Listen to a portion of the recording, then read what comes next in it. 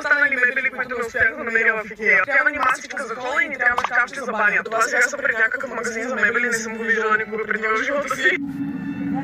Това място е абсолютно грамадно. Това е най-дизайнерския магазин за мебели, който съм виждала в живота си.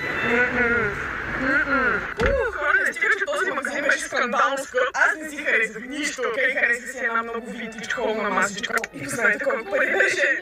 1400 лева. Не, върнете ме в Икеа, брат. Сега ще ходим към трети магазин и ще се молим там да има нещо. Нямах парички за количката. И една много мила женица ми даде едно левче. Тръгвам да й давам 2,50 и тя като не, моля ви. Искам да направя добрина днес. Много беше сладка, направо ми направи деня. Меки си тази прекрасна зелена хавлиена кърпа. И тези двете за банята, които ще мачват перфектно. Не си за качалки и си взех това. Вероятно красиво, не можах да му устоя. Как да ми изкара в този магазин. Харесах си мебели, отивам да ги получа от склада. Ще оставим количката.